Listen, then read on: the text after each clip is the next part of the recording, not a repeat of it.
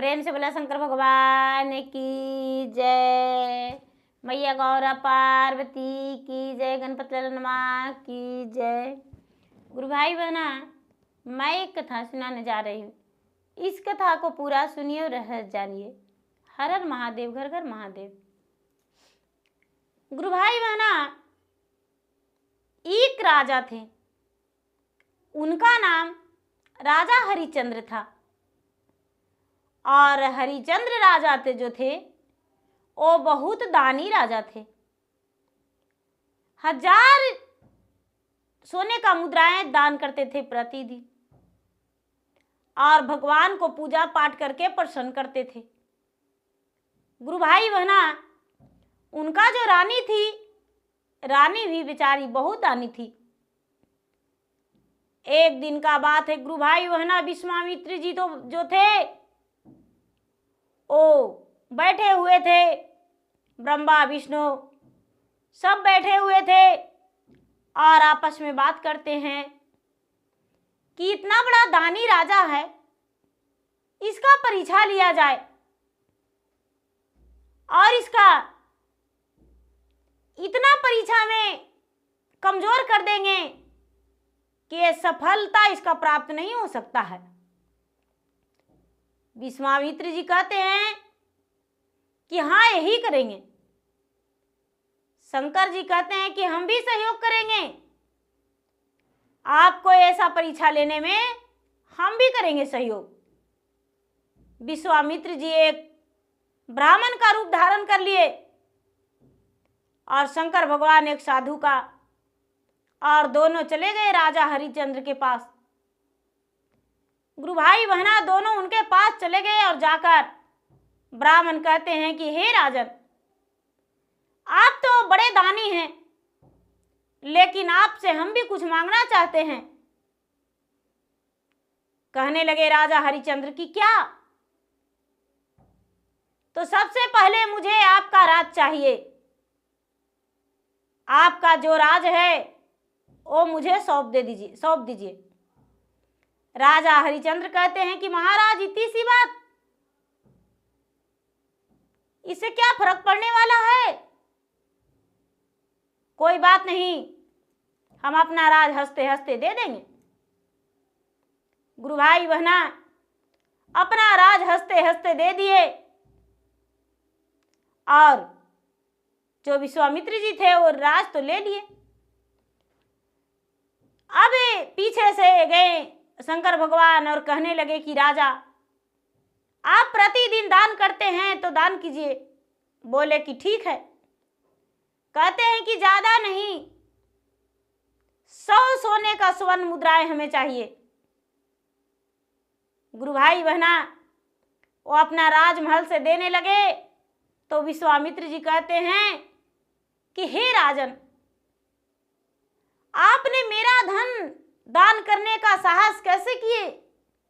ये तो मेरा धन है, ये आपका धन नहीं।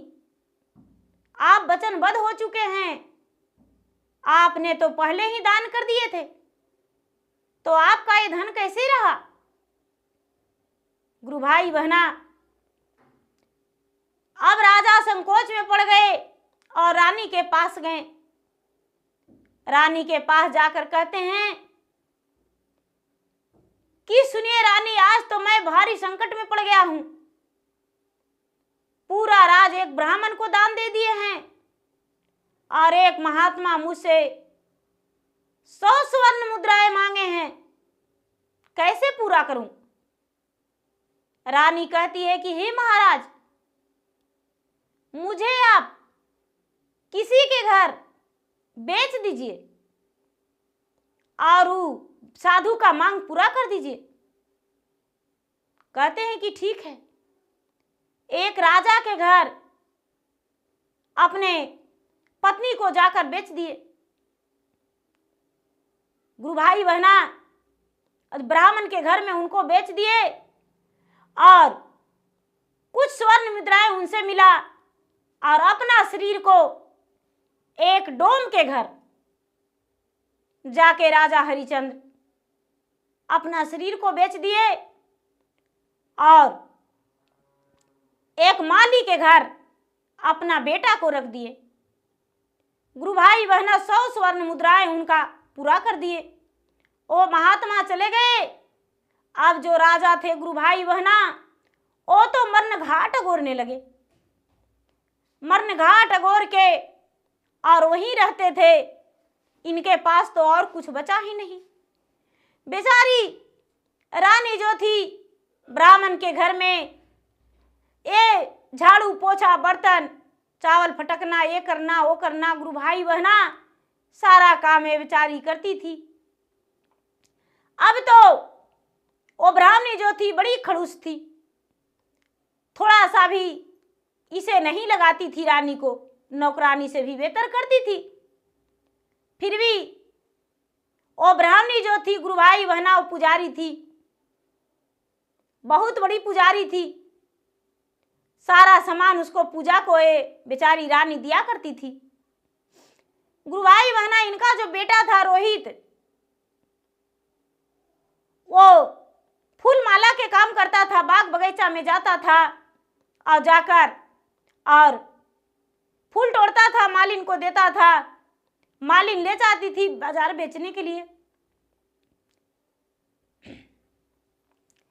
किकरा घर राजा बिकलन, किनका घरे रानी बिकलन, किनका घरे राजा बिकलन, किनका घरे रानी बिकलन, किनका घरे बिकलन। बबुआ रोहित हरिचंद्र दानी, किनका घरे बिकलन। बबुआ रोहित हरिचंद्र दानी, काशी में बिकलन तीनों प्राणी। हरिचंद्र दानी डोमघर राजा बिकलन, ब्राह्मण घरे रानी बिकलन। डोमघर राजा बिकलन, ब्राह्मण घरे रानी बिकलन।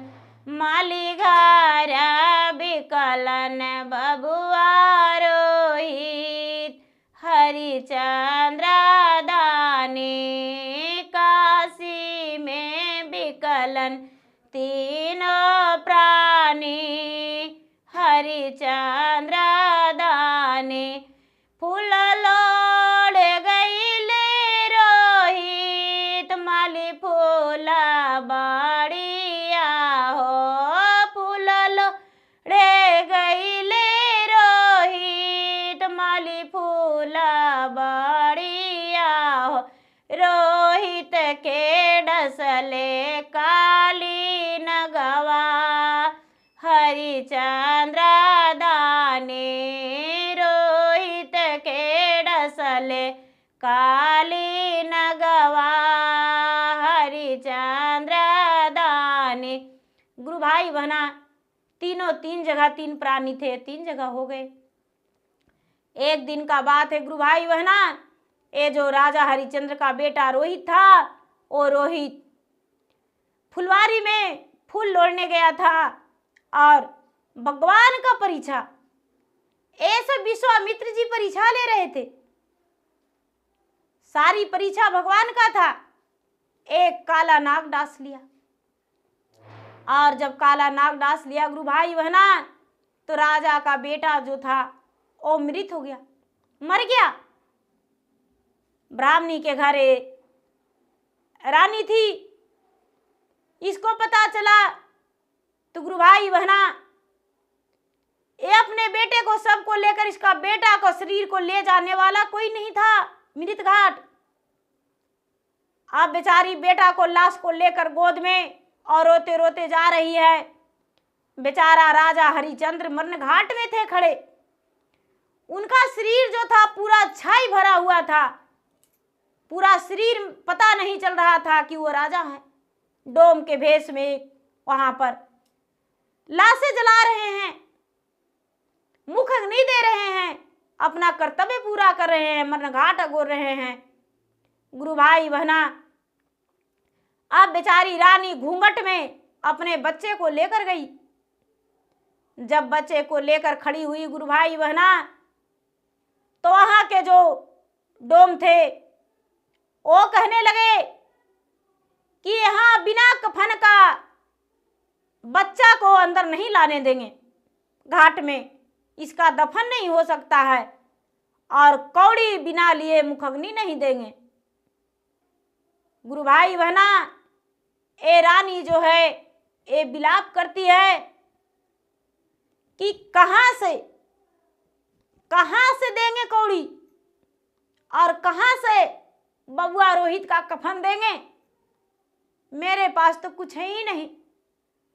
गुरु भाई बहना, वो जो माता थी, माता अपने तन का वस्त्र आंचल का फाड़ दी और वही बबुआ रोहित का शरीर में लपेट दी, और बबुआ रोहित का शरीर में लपेटकर कफन बना दी, और कहने लगी कि देखिए मैंने अपना कर्तव्य निभा दिया है, अब मेरे पास कुछ भी नहीं है। गुरु भाई बहना, वहां ले जाने का आदेश हो गया, और खुद राजा हरिचंद्र अपने ही पुत्र को गोद में उठाए हैं, और जब गोद में उठाए हैं तो रानी विलाप करते हुए रोने लगी, और जब रोने लगी तो गुरु भाई बहना, इसका घूंघट जो था वो घिंचा गया और रानी का मुख जना गया। रानी का जब मुख जना गया तो राजा अपने रानी को पहचान लिए, लेकिन रानी बेचारी अपने पति को नहीं पहचान पाई, क्योंकि पति का शरीर पूरा कारिख लगा हुआ था, छाई लगा हुआ था, बड़े बड़े दाढ़ी मूछे हो गया था, ये पहचान नहीं पाई। अब राजा जो थे, राजा रोने लगे, विलाप करने लगे और कहने लगे कि मैं कैसा हूं कि अपने ही पुत्र को यहां अग्नि देने में, मैं इसको संस्कार करने में, माटी संस्कार करने में अपने ही पत्नी से मैं कफन और पैसा मांग रहा था क्या? लेकिन कोई बात नहीं, कर्तव्य तो कर्तव्य होता है, मैं अब दूसरे का बस में हूं। हे भगवान, मुझे क्षमा करना।